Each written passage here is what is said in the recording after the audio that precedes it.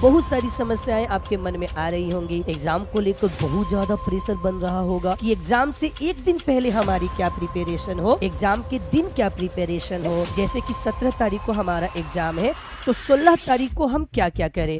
Hi everyone, कैसे हैं आप लोग। आशा करते हैं कि आप लोग मस्त होंगे, स्वस्थ होंगे और अपनी परीक्षा की तैयारी तो अब तो पूरी तरह कर ही लिए हैं। लेकिन इतना तैयारी करने के बाद भी बहुत सारी परेशानियां आपके दिमाग में होंगी कि एग्ज़ाम के एक दिन पहले हम कैसे तैयारी करें, एग्ज़ाम के दिन हम क्या करें, जब एग्ज़ाम चल रही है तो उस समय हम क्या करें और एग्ज़ाम देने के बाद हम क्या करें। विभिन्न तरह की समस्याएं आपके दिमाग में आ रही है।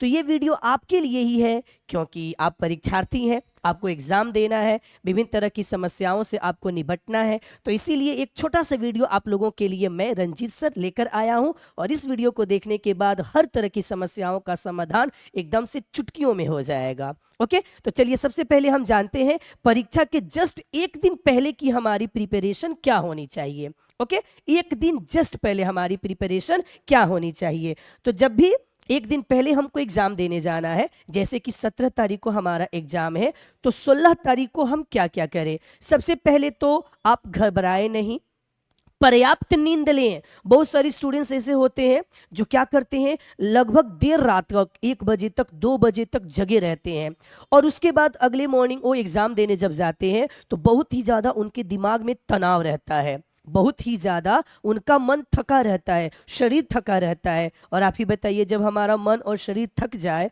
वो हमारा सपोर्ट ही ना करे, तो हम कैसे बढ़िया एग्जाम लिखेंगे। वैसे में ये परेशानी भी होती है कि ओएमआर में भी गलती रंगा जाता है, आने को आता है फिर भी रंगना बी तो रंगा जाता है सी। समझ गए ना। तो ऐसी परेशानियों से निजात पाने के लिए पर्याप्त नींद, कम से कम 16 तारीख को सभी लोग 10 बजे सो जाएंगे। हाँ, सुबह में आप 4 बजे भोर में उठ जाइए और उसके बाद आराम से 1 घंटा 1.5 घंटा जो भी हो स्टडी कर लीजिए। तो एक दिन पहले पर्याप्त नींद लेना है। दूसरी बड़ी बात, आप लोगों को पूरा बढ़िया से देख लेना है कि एग्जाम देने के सभी आइटम्स हम बढ़िया से रख लिए हैं कि नहीं। जैसे में एडमिट कार्ड आप लोगों को अच्छी तरह उसको लेमिनेशन करा के ले लीजिएगा। इसके साथ साथ आप लोग कलम रखिएगा, कटर पेंसिल की जरूरत और रखिएगा, ब्लैक ब्लू दोनों पेन रखिएगा और एक एक नहीं, कम से कम 1-2 पेन एक्स्ट्रा रखिएगा। यदि कोई पेन बीच में खराब हो जाती है तो वहां पर आप अदर पेन से क्या कर सकते हैं, अपना काम चला सकता है, क्योंकि एग्जाम में पेन मांगना किसी से अलाउ रहता नहीं है। तो वो सब भी अपना रख लीजिएगा। कल जाना है तो अपने ड्रेस को भी अच्छी तरह रख लीजिएगा, अच्छा ड्रेस बढ़िया से एकदम पहन लीजिएगा। जैसे तैसे लोफर के समान नहीं जाना है, क्योंकि जब आपका कॉन्फिडेंट लेवल हाई रहेगा तो एग्जाम में आप बढ़िया लिखिएगा अभी। ओके, ये एक दिन पहले की तैयारी है, बिल्कुल एकदम रिलैक्स रहना है। ये समझना है कि मैं बढ़िया से पढ़ा हूँ, हम अच्छा पढ़ा हूँ, बहुत भी बढ़िया से तैयारी किया हूँ, हम एकदम एग्जाम में टॉप कर सकता हूँ, ये मेंटालिटी रखनी है। ओके, चलिए ये था एग्जाम से एक दिन पहले की तैयारी। अब हम लोग देखते हैं एग्जाम के दिन की तैयारी। सुबह में बताए ना, जल्दी ही उठना है, आराम से 1-1.5 घंटा जो पढ़े हैं उसको रिवीजन कर लेना है और इसके बाद बढ़िया से स्नान करना है। स्नान करके ईश्वर को प्रार्थना करनी है, उनकी सहायता मांगनी है कि हमने साल भर बहुत ही अच्छी तरह तैयारी की, बस आज आप कृपा बरसा दीजिएगा कि हमने जितना मेहनत किया है उसके मुताबिक हमारा परिणाम आए, हमने जो मेहनत किया है वो मेहनत साकार हो। क्योंकि प्रार्थना वो शक्ति है जिसको पाकर हमारे अंदर एक कॉन्फिडेंस अलग ही बढ़ जाता है। तो ईश्वर से प्रार्थना करना है, अपने आप को उनको समर्पित कर देना है कि हे ईश्वर, मैंने साल भर तैयारी की है, अब हमारा पूरा का पूरा नैया आपके हाथ में है। जो भी मैं पढ़ा हूँ आराम से मैं एग्जाम में लिख लूँ, मेरा माइंड डाइवर्ट ना हो, हमें शारीरिक कोई प्रॉब्लम ना हो। क्योंकि मान लीजिए हम बहुत तेज हैं लेकिन एग्जामिनेशन हॉल में हमारा शरीर ही हमारा साथ नहीं दे रहा है, अचानक से घबराहट होने लगी, पसीना आने लगा, सिर दुखने लगा, पेट दर्द करने लगा, अगर ऐसा हो जाएगा तो फिर दिक्कत हो जाएगी। तो हे ईश्वर, उन सभी समस्याओं से हमें दूर रखिएगा। प्रेयर कर लेना है, अच्छा से ड्रेस पहनना है और एग्जामिनेशन सेंटर पर 1 घंटा पहले पहुंचना है। जो भी स्टूडेंट्स अप डाउन करने वाले हैं वो लोग ये सब जैम वगैरह को देखकर आप लोग क्या करिएगा, थोड़ा जल्दी ही निकलिएगा। भले आप सेंटर पर 1 घंटा पहले पहुंच जाइए, वो ठीक है, क्योंकि जैसे जैसे टाइम ओवर होने लगेगा ना आपके अंदर प्रेशर बढ़ने लगता है और जैसे जैसे प्रेशर बढ़ेगा आपका दिमाग काम करना बंद कर देगा। तो इसीलिए पहले आपको निकलना है घर से, समझ गए। और जो वहीं पे रह कर एग्जाम देने वाले हैं उन लोगों तो आराम से पहले पहुंच जाना है। ओके। और पहला दिन जैसे 17 फरवरी को आप लोगों का एग्जाम है हिंदी का, तो एग्जामिनेशन सेंटर पे पहले पहुंचिएगा और अंदर एंट्री भी कर लीजिएगा, क्योंकि बड़े बड़े कॉलेजेस जो होते हैं उसमें रूम्स बहुत ज़्यादा होते हैं। कभी कभी बच्चे बढ़िया से रूम नहीं खोज पाते हैं, उसका रूम है 4 नंबर में, वो जाकर रूम 5 में बैठ जाता है, पेपर ऊपर बंटने के बाद मिलता है कि जा तुम तो गलत रूम में आ गए हो, फिर वो परेशान होने लगता है। तो आराम से अपना रूम खोज लेना है, अपना रोल नंबर मिला लेना है सीट पर का, और उसके बाद आराम से कंफर्म होकर बैठ जाना है।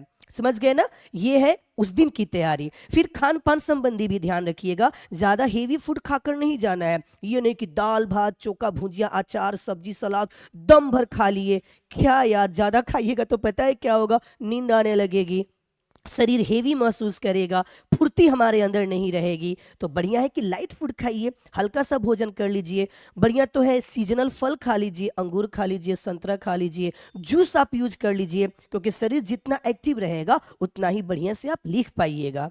ओके, तो इसीलिए क्या करना है, हेवी फूड नहीं खाना है, लाइट फूड खा के जाना है, फ्रूट्स का सेवन कर लेना है, पहले पहुंचना है। ओके, एंट्री करके अपना रूम खोजकर अपना सीट नंबर खोजकर बैठ जाना है, और बैठकर अपना सिरे से झुका लेना है, और उसके बाद अपना क्लियर रहना है। समझ गए ना, ये नहीं कि आप एग्जाम देने जा रहे हैं जाते जाते भी पढ़ ही रहे, जबकि एग्जाम देने से 3-4 घंटा पहले ही पढ़ाई को रोक देनी चाहिए। ओके, क्योंकि ओएमआर में गलती उनको होती है जिनका माइंड कंसंट्रेट नहीं होता है, और मार उसके अंदर ठूसते जा रहे हैं माइंड में, तो कैसे कंसंट्रेट होगा। तो कम से कम थोड़ी देर पहले स्टॉप कर दो।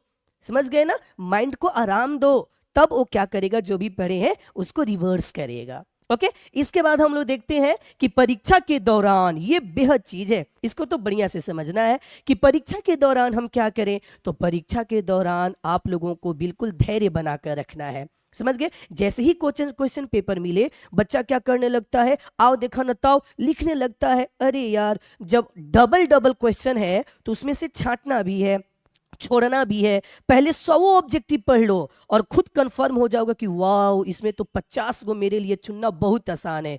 अपने अंदर एक कॉन्फिडेंट आ जाएगा, फिर देखिए आपको 50 में 50 मिल जाएगा।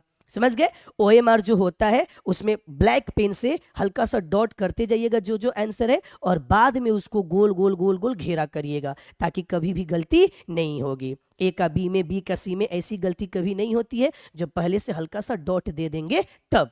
अगर मान लीजिए बी में हल्का सा डॉट दिए हैं लेकिन बाद में पता चले कि अरे इसका तो सी होगा, तो हल्का सा डॉट से मशीन कभी भी स्कैनिंग नहीं करेगा, वो आपके सी का ही स्कैन करेगा। आपको गलती होने से आप बच सकते हैं, तो ये वाला काम करिएगा। ब्लैक पेन का यूज करिएगा, क्योंकि ब्लैक पेन का स्कैनिंग अच्छा होता है, क्योंकि आपका ओएमआर जो पेपर है वो मशीन से चेक किया जाएगा।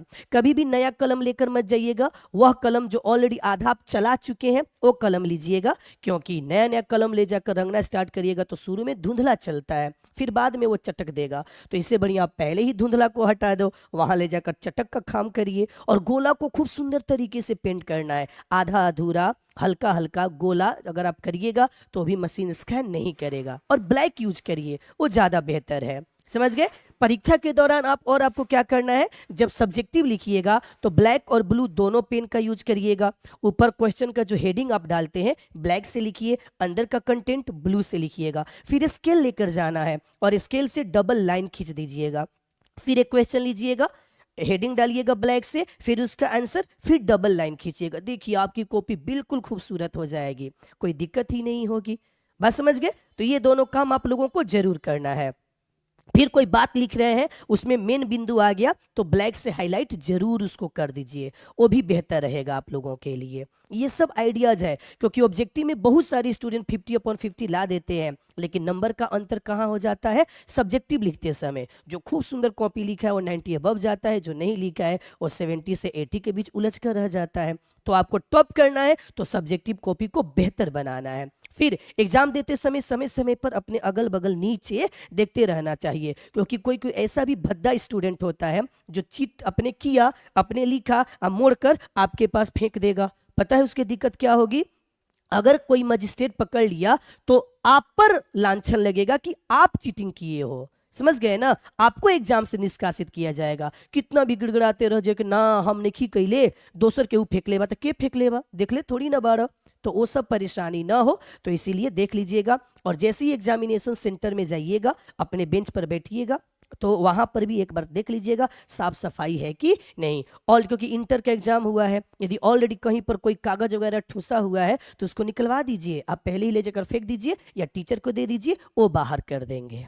समझ गए ना। और जब मजिस्ट्रेट आए चेक इन करने के लिए तो अपने मुंह पर 12 नहीं बजाना है, आपको क्या करना है, आराम से अपनी कॉपी पर लिखते रहना है, उससे आई कनेक्ट होइए ही नहीं, वो आप चला जाएगा। वो चेहरा पड़ता है, जो आंख से आंख मिलाया डरा हुआ है उसी को खड़ा करेगा, चल उठ, उठाएगा और उसके बाद आपको चेक इन करने लगेगा।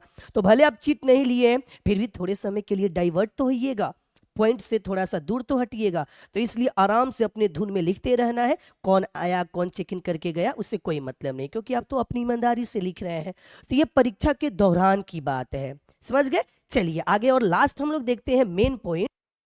परीक्षा के बाद मान लीजिए परीक्षा देकर आप निकल गए तो बहुत सारे बच्चे 7वें आसमान पे पहुंच जाते हैं, यदि खूब अच्छा एग्जाम जाता है तो। और वो तो ठीक है, लेकिन अगर किसी का भूल से सब्जेक्टिव में छूट गया, मान लीजिए सब्जेक्टिव में 2-4 सवाल छोड़ दिया, अब आकर माथा पकड़ लेता है कि जा इतना मेरा छूट गया, अब क्या करे। अरे यार छूट गया तो छूट गया, अगला दिन आपका एक अलग पेपर है, उस पेपर को बेहतर बनाइए। मान लीजिए हम हिंदी में 10 नंबर का खराब ही लिखे, 90 तो सही लिखे हैं, हम संस्कृत बेहतर बना देंगे, हम अंग्रेजी बेहतर बना देंगे, हम मैथ बेहतर बना देंगे, हम सोशल साइंस बेहतर बना देंगे, भरपाई हो जाएगी। तो परीक्षा के बाद खत्म हुए पेपर के बारे में एक्स्ट्रा दिमाग खपाने की सोचने की आवश्यकता बिल्कुल नहीं है। आप रिलैक्स रहिए, जैसा गया वैसा गया। आने वाली परीक्षा को हम लोगों को क्या करना है, बेहतर बनाना है, उसमें कोई भी कंप्रोमाइज नहीं होना चाहिए। जो पेपर गया उसके बारे में सोचकर अपना वैल्यूएबल टाइम को कभी व्यतीत नहीं करना है। और टाइम मैनेजमेंट कभी कभी होता है कि कोई स्टूडेंट अगर कोई क्वेश्चन का आंसर जानता है तो लिखना है 25 वर्ड में, और लिखते जा रहा है लिखते जा रहा है, 100 वर्ड में लिख दिया। अब बताइए, इसीलिए तो क्वेश्चन छूट जाएगा। तो टाइम मैनेजमेंट पर ध्यान देना है। यदि इन सभी बातों को आप फॉलो करेंगे तो आपका एग्जाम बिल्कुल सुपर से भी ऊपर जाएगा। और हमारे तरफ से आप लोगों के लिए आने वाले एग्जाम के लिए ढेर सारी शुभकामनाएं। बेस्ट ऑफ लक, आपका एग्जाम सुपर से भी ऊपर जाए। धन्यवाद।